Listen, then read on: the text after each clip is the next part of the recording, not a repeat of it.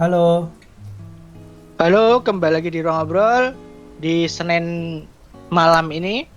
Kali ini kita akan membahas setelah break satu minggu, kita akan membahas One Piece chapter 1149. Nah, Hmm. sebelum bahas jangan lupa dulu subscribe yang belum subscribe, yang udah subscribe terima kasih. Tanpa bantuan teman-teman kita juga akan tidak bisa berkembang sampai sejauh ini. Oke, langsung aja. Langsung. eh Bahas sampelnya dikit, Mas. Aku cuman Oke. terganggu sama apa ya istilahnya? Banyak yang berteori red flag aja sih. Gara-gara ini. Siapa? RIP, RIP. Enggak, yang rip siapa? Nah, itu nggak tahu. Teorinya macam-macam tuh. Gara-gara banyak karakter di sini kan. Cuman ya biasalah. Kayak apa sih istilahnya? Kayak stretching banget sih. Kalau cuman kayak gitu terus dijadiin petunjuk, sementara Oda itu juga nggak pernah confirm kalau color spread itu dipakai buat foreshadow sama dia kan. Ah, Kalau misalnya diisi di dalam chapternya oke lah. Tapi ini di color spread hampir nggak pernah dipakai buat foreshadow kecuali interaksinya. Kalau interaksinya kayak emang in karakter semua kan selama ini. Paling cuman itu aja sih. Jadi kalau menurutku ini nggak usah dipusingin. aku malah nggak sadar. Ya wajar sih, kecil mas. Cuman aku penasaran aja Ya, yang ketutupan tuh apa. Maksudnya Rip apa? Gitu. Kuma. Buset. Ya kan udah mati. Iya sih. Lanjut aja lah, langsung ke cerita utama aja. Ini mas, kerasa banget apa ya istilahnya? Beneran beda. Conqueror ya. Kenapa? Conqueror. Heeh. Beneran kerasa kok dia bisa. Kayak di chapter ini tuh dikonfirmasi kok dia bisa semuanya yang level advance.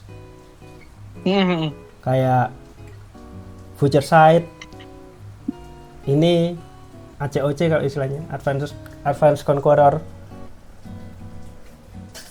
Tapi masih jadi misteri ya. Maksudnya gimana gitu loh. Kalau saya kan yang bisa Advanced Conqueror sebenarnya nggak cuman ada Luffy gitu loh waktu itu, yang udah sempat tak bilang kan. Ya. Apakah emang harus punya haki? Cuman yang menarik di sini di akhir Kan chapter kemarin diskusinya kita kan soal kenapa Luffy nggak bisa apa-apa ketika melawan para Gorosei di Elbaf. Itu kan diskusinya kita harus cek dulu nih chapter apa pertarungannya apa. Apakah Luffy pernah pakai taktik ini atau enggak? Nah, itu. Nah, apalagi Luffy kan tipenya blunt attack ya, serangan tinju gitu. Kalau ini kan fokus attack kan. Kalau ini kan Soalnya jelas, kalau ngomongin yang dilakukan di Bajrang Gun itu kan juga dia beneran conqueror juga toh. Cuman yang pas lawan Kaido tuh. Cuman yang menarik itu si walaupun nggak bisa pulih lagi ya, nggak bisa balik lagi. Si Somers ini udahnya masih hidup loh mas. Iya. Di akhir chapter kan dia masih bertahan hidup, berarti kan apa? Dia nggak benar-benar ngalahin, cuman apa sih istilahnya nge-cancel efek regenerasinya, ditahan gitu. Dan so far banyak yang beranggapan kalau ini tuh membuat Holy Knight tidak terkesan kuat jika dibandingkan sama Admiral atau Yonko. Lah ya emang. Iya, kan mereka cuman kekuatannya dari regenerasi. Cuman kayak mereka tuh petarung sebenarnya. Kalau aku level kekuatan Holy Knight itu menurutku yang level kayak gini tuh ada di Vice Admiral sebenarnya. Cuman mereka bisa terlihat kuat, terkesan kuat dan sulit dikalahkan ya karena ada faktor regenerasinya. Apalagi waktu diserang Usopp, Gunko diserang Usopp langsung hilang badannya separuh gitu kan. Makanya mereka tuh nggak kuat itu. Aku tuh suka banget bahwa kita kan pernah ngomongkan soal power scale ya di beberapa konten lalu kan. Nah ini kan tidak menyenangkan nih kalau ini orang lebih kuat lagi, soalnya Luffy itu udah toying with Admiral, basically seperti itu gitu. Apakah harus kesulitan lagi melawan ini? Ternyata di sini diperlihatkan kalau sebenarnya itu mereka level kekuatannya tuh kuat aja gitu, bukan super kuat kayak Yonko atau Admiral, tapi regenerasinya yang bikin rempong dilawan gitu, ribet dilawan. Dan aku sukanya di situ sih. Dan ada trik khusus buat ngalahin yang baru dikasih lihat di sini ya kan? Teoriku masih sama. Kalau buat ngalahin ini itu harus nyimpen haki dalam tanda kutip supaya regenerasinya ketahan. Jadi nggak bisa pakai simple Conqueror simple atau Advance Conqueror simple. Harus ada level di atasnya lagi yang bisa nyimpen haki kayak yang dikasih lihat di Emmet dulu. Kok menurutku kayak gitu. Soalnya dia masih hidup. Mereka kan sebenarnya immortality-nya masih ada, cuman ketahan gitu loh. Mungkin lanjut ya Mas ya. Ini udah agak panjang di sini kita. Nah, Chopper ini aku suka banget. Dia yang inisiatif buat gerak. Aku bingung kenapa Chopper ya? Karena dia apa ya? Dia itu yang paling pinter, salah satu yang paling pinter di kru. Terus dia yang ngamatin dari awal. Dia yang ditugasin sama Robin buat ngamatin. Gitu loh, Mas. Emang tugasnya dia di situ. Robin tuh udah nyuruh dia. Kamu diem aja di sini. Kita pasti belum tahu caranya ngalahin. Dia yang disuruh ngamatin basically. Jadi ketika kelihatan Gaban kelihatan ini, sementara Robin dan yang lain Robin masih riweuh sama Jinbe dan yang lain. Sisa Chopper kayaknya bisa gerak. Jadi dia yang ngejar. Harus tahu nih gimana cara ngalahinnya. Cuman yang aku suka di sini, ini tuh highlighting topi jerami di luar trio monster. Paling suka itu aku di sini. Mereka nggak kelihatan sama sekali. So far konflik ini belum melibatkan mereka gitu. Yang off tetap Jinbe lah, aneh itu. Ya, tapi kan Jinbe gimana pendatang baru ya di topi jerami ya. Iya, makanya maksudku ya dia harusnya sekuat itu loh, tapi kenapa di sini begitu doang gitu sih aku masih selalu ada perasaan seperti itu sih, Do. Wajar sih, soalnya kan emang Jinbe kan levelnya harusnya di sekitarannya Zoro sama Sanji kan. Harusnya. Jadi kayak dia tuh terpaksa di nerf gitu loh biar dapat highlight gitu. Ya diceritain itu faktor penjelasannya masuk akal, cuman emang agak kurang srek aja gitu ya. Nah, penjelasannya masuk di chapter ini ada beberapa hal yang bikin aku ganjel juga sih, tapi ngomongin penjelasan itu masuk akal semua. Cuman ya kok gini sih gitu sih. Make sense sih. Lanjut. Terus wah ini nyesek, kebakar beneran. Ini kayak Aku masih mengira akan ada sesuatu yang membuat buku-bukunya selamat. Ya, itu jelas harus ada yang selamat. Paling nggak banyak lah. Enggak, semuanya selamat. Nah, kalau bisa sebagian besar selamat. Nah, aku merasa di kita kan di tiap arc ada sesuatu yang bikin harus dikejar waktu nih. Oh, time limit ya? Time limit ini nanti yang dipakai buat itu. Jadi harus nyelamatin anak-anak buat bisa madamin ini. Mereka baru bisa madamin apinya dengan tenang kalau anak-anaknya udah pada ini kan. Iya. Jadi time limitnya di sini. Kayak urgensinya buat segera ngalahin Godsnipe tuh di sini. Aku berharapnya itu si burung hantu yang waktu itu yang punya kekuatan buat ngebesarin semuanya itu punya andil di sini, berharapnya begitu. Cuman nggak tahu apa. Oh iya, jadi anjir aku lupa sama dia. Iya, masuk akal. Aku lupa sama itu. Entah ngapain ya, tapi aku berharapnya dia punya andil. Aku jelas dia sih ini nanti kartunya. Iya, tapi entah ngapain kita kan nggak tahu ya. Entah ngapainnya nggak tahu, cuman dia penyelamatnya nanti pasti. Iya, semoga ya. Lanjut. Ini aku kesel banget. Kesel banget, kolon. Asli. Kesel banget aku. Ya aku bisa paham soalnya dia anak kecil ya. Anak kecil lagi dalam bahaya ngelihat bapaknya, oh bapak, masuk akal. Masuk akal, cuman kesel aja. Ya namanya Maksudku, anak kecil. ya kita tahu pastilah kalau ini kan ini kan hal yang tidak terhindarkan dari memberikan karakter-karakter superpower ya, yang mana di luar karakter utama. Mereka harus nerf dibuang dari papan catur agar karakter utamanya bisa bersinar. Nah, kadang-kadang yang menyebalkan itu kan memang cara membuangnya. Ini salah satunya. Di sini aku sebel banget. Iya, wajar. Sebel banget. Masuk akal, tapi kesel. Reasoningnya masuk akal, cuman kesel banget. Dan di sini kita dikasih apa namanya?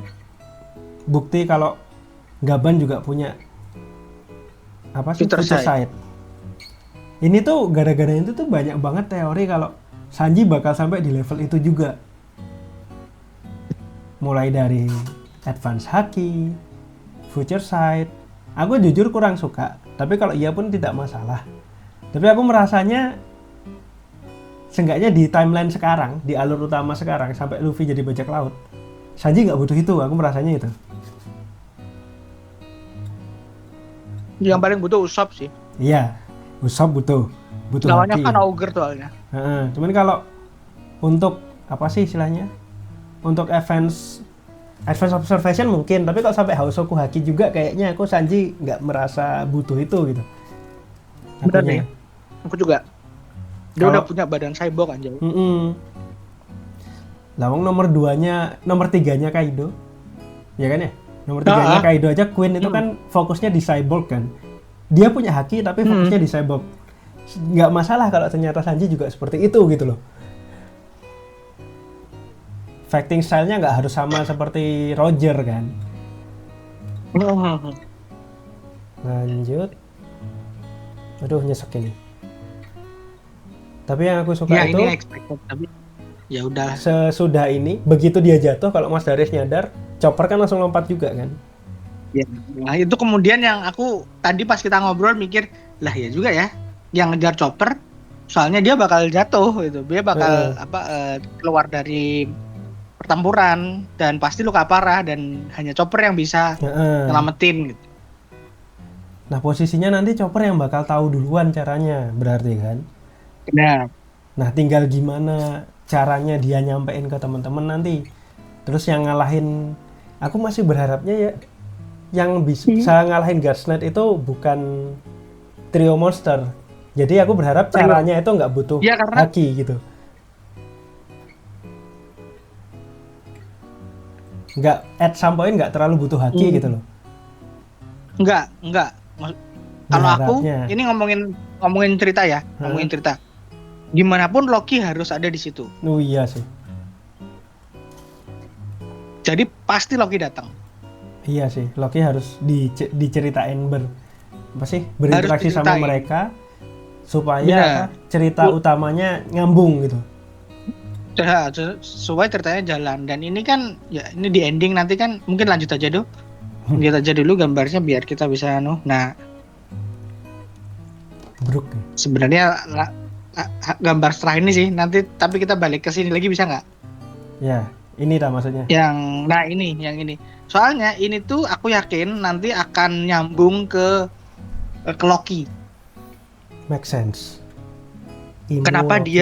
Apa yang dialami Loki di lautan sama jadi bajak laut? Pasti nanti akan ada hubungannya dengan Tenryubito dan lain sebagainya, dan apa yang akan menyambungkan ceritanya Loki, flashbacknya Loki dan cerita utama ini. Karena dia muncul nih. Kalau dia nggak muncul mungkin nggak.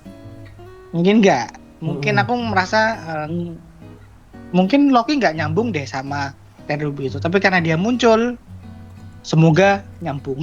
Bisa jadi ceritanya. Ini aku ngomongin story wise ya. Jadi secara teori tuh nggak begitu ada, cuman kalau ngomongin struktur cerita yang oke, kayak gitu bakal oke gitu loh. Ya, soalnya kan Mas Daris hitungannya udah banyak baca macam-macam cerita kan ya. Iya sih.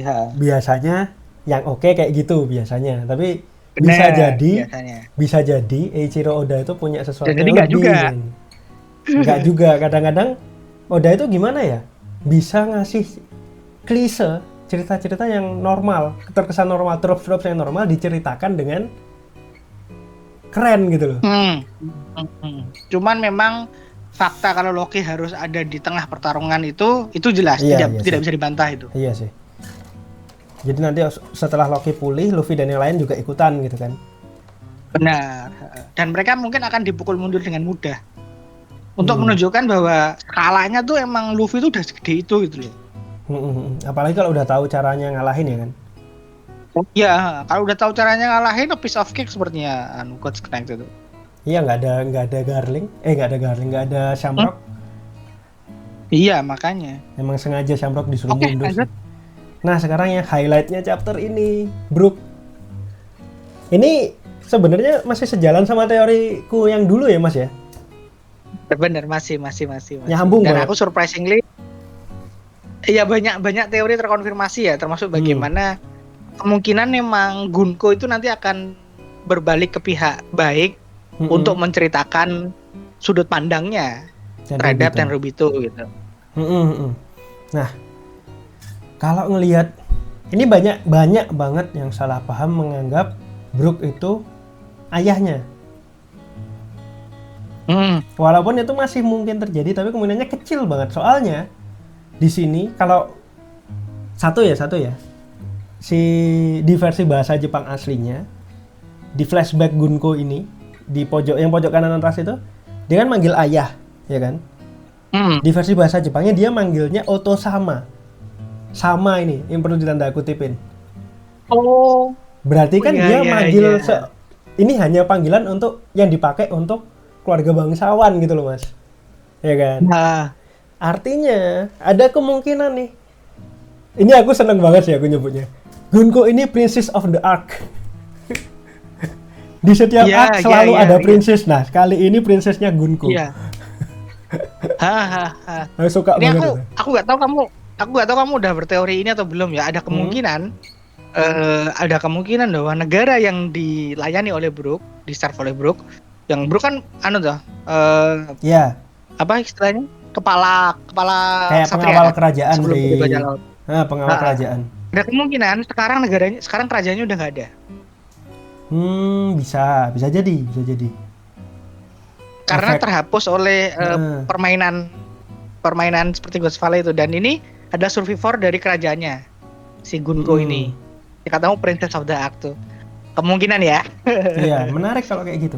Dan Brook itu kemungkinan bukan sekedar sih, mungkin teman akrabnya keluarga kerajaan. Sama kayak Vivi sama Pel lah. Kurang lebih sama kayak Vivi sama gitu. Pel kurang lebih. Apalagi setelah ini begitu Gunko ingatannya balik sekilas, ya kan? Dia langsung manggil Brook, bukan ayah.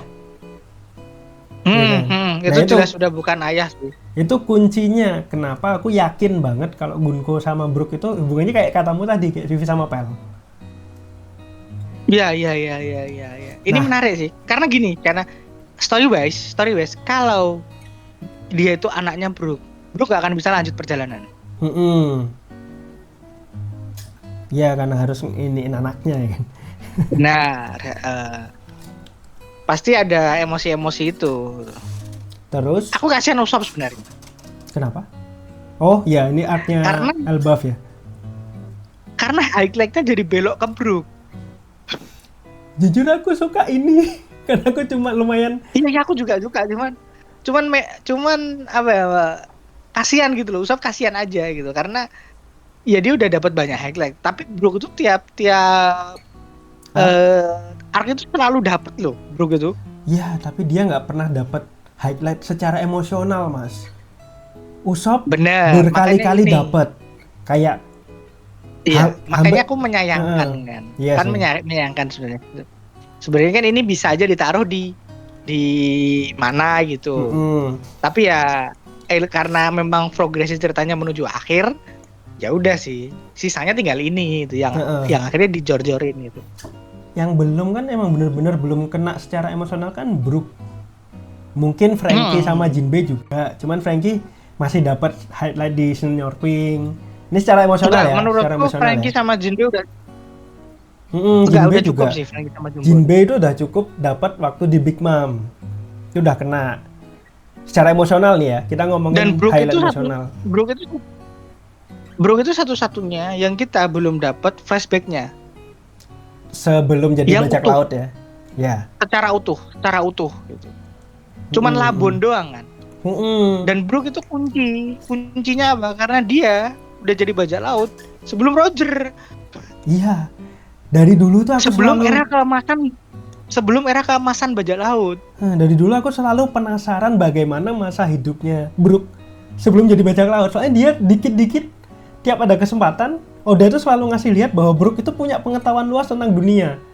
Ya, benar. Itu Kayak- yang pelan-pelan itu nanti seharusnya pay off di sini nanti. Kayak di Arabas dia tahu soal Raja Arabasta nggak pernah tyrant, nggak pernah diktator gitu kan. Dia tahu soal Germa 66, Germa 66. Dia tahu soal dia nganggap Roger itu rookie, kayak gitu-gitu kan. Jadi ini emang payoff-nya di sini. Makanya aku seneng banget sama ini. Ada kemungkinan Prox juga nanti dia tahu. Iya, bisa jadi. Dan karena Brook itu sifatnya begitu, dia nggak banyak cerita soal masa lalunya.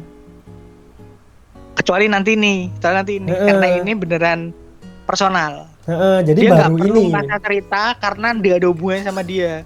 Kalau ini personal. Nah makanya aku tuh, ya aku excited banget juga sih sama ini. Tapi ya sekali lagi kasihan Usopp aja. Ya, lanjut dulu kali ya Mas. Lanjut lagi. Lanjut dulu. Nah, ini kenapa tak munculin gambar ini? Mungkin Mas Daris nggak familiar. Enggak, ini apa? Jadi di sini kan si Imu sama waktu muncul dia bilang kalau Marijoa terbakar. Ya kan? Nah, ternyata Oda Sensei pernah ngegambar ini di One Piece World Seeker game. Ini ilustrasi yang digambar Oda buat game One Piece World Seeker. Cuman aku nggak karena aku nggak main gamenya ya, mungkin teman-teman bisa komentar, ditulisin di komentar. Aku nggak tahu ini gambarnya buat apa, gambarnya di gimanain. Tapi ini kayak melihat kondisinya ini kan Marijoa terbakar ini. Jadi emang udah direncanain sama Oda, bakal ada konflik antara bakal ada konflik di Marijoa yang Marijoanya dibakar. Mungkin Sabo, mungkin Dragon. Yang jelas ini udah direncanakan dari jauh sama Oda. Iya. Kira-kira menurut Mas Daris mungkin nggak kalau Revolutionary Army udah bergerak ini sekarang? Kalau timeline waktunya kok kecepatan ya, tapi iya ya kan? Kayak baru aja gitu loh masalahnya. Tapi tidak ada pilihan lain selain mereka sih. Aku kok lebih ngerasa, aku pribadi ya, bisa jadi kalau ini seandainya, paling mungkin emang Revolutionary Army. Tapi kalau seandainya bukan Revolutionary Army, aku berharapnya ini Kurohige.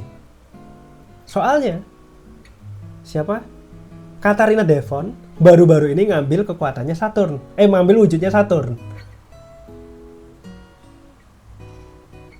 Ada yang mungkin dia pengen ambil dari Marijoa dengan menyamar jadi Saturn.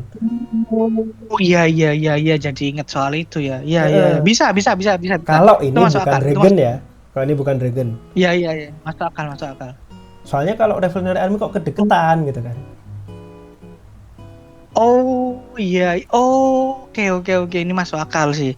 Ini kemudian yang mungkin nanti apapun yang dicuri oleh Blackbird Kurohige di situ yang akan menggerakkan pemerintah dunia untuk melawan bajak laut. Karena selama ini kan pemerintah dunia tidak menganggap bajak laut kan. Iya, angkatan laut yang bergerak biasanya. Benar, yang bergerak angkatan laut, tapi pasukan pemerintah dunia dalam hari ini Cyberfall dan apa namanya Catch Knight itu nanti kemudian yang akan jadi perang mungkin 4-5 arah gitu.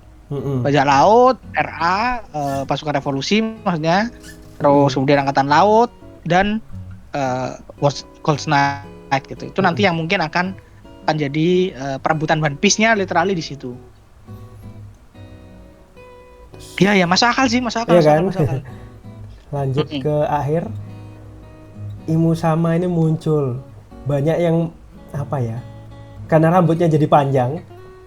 Terus mirip Hmm. Nami. Banyak yang mikir ini ada hubungannya sama Nami. Cuman aku masih nggak merasa itu Enggak. make sense. Soalnya, Aku berharap hah? Nami nggak perlu dapat apa-apa lagi. Betul. Nggak semua Soulhead Pirates itu harus punya koneksi sama legenda gitu loh. Benar. Aku berharap ini kayak ini udah jelas kalau mungkin Imo tuh perempuan sih. Ada kemungkinan kayak gitu. Cuman Ini menegaskan.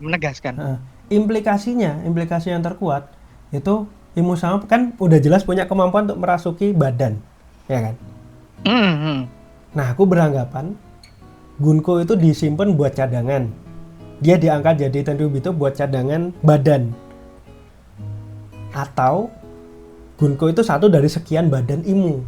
Soalnya kalau Mas Daris ingat di Marijoa waktu Cobra diserang, itu serangannya tuh pakai bentuknya kayak panah. Benar, ya. Terus ada satu titik lagi Bro. Kalau kamu ingat. Imo pengen Vivi hidup. Itu juga bisa jadi dia pengen dalam tanda kutip pengen merasuki badannya Vivi. Sebagaimana mungkin dulu dia abadi dengan melompat ke badannya Lily. Gitu loh.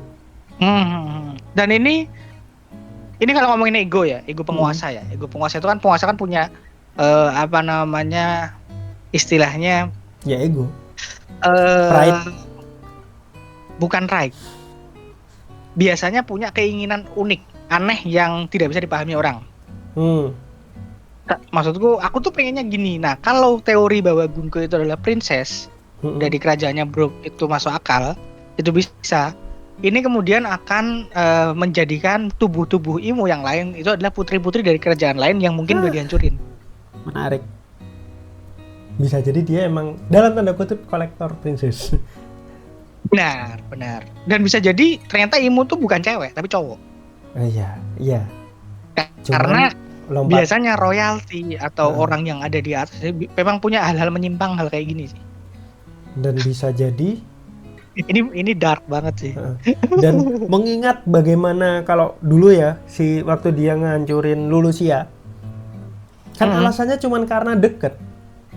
Jadi bukan hal yang aneh kalau misalnya dia ngerebut princess ini cuma karena alasan pengen aja gitu. Pengen aja badanku nanti cadangannya dia. Dan jadi, satu cadangan tuh bisa bertahan berapa tahun itu. Dan kalau ngelihat umur mungkin harusnya kan ini udah princessnya dari Brook ini kan sebenarnya udah tua kan. Seharusnya kalau dilihat dari tahunnya. Makanya dia butuh Vivi yang lebih muda. Jadi mungkin tiap berapa tahun. Kalau di Brook berarti ini 100 tahun yang lalu nih kan Brook 80 tahun. Ya kan? Jadi mungkin ya 50-an tahun sekali. Mungkin. Menarik. Aku kepikiran on the spot sih tadi soal kolektor princess tuh. Sama sih. Ya itu tadi karena kita berteori kan. Oke. Dah. Ada lagi? Oke, udah nggak ada. Oke, terima kasih teman-teman udah nonton. Cukup panjang lagi kali ini. Kupikir bakal pendek, ternyata nggak juga sih. Sampai ketemu lagi minggu depan ya. Masih sama saya Daris dan Mas Budo dari OPFCI. Jangan lupa juga follow medsos kami yang ada di deskripsi. Sampai ketemu lagi minggu depan di chapter berikutnya. Thank you.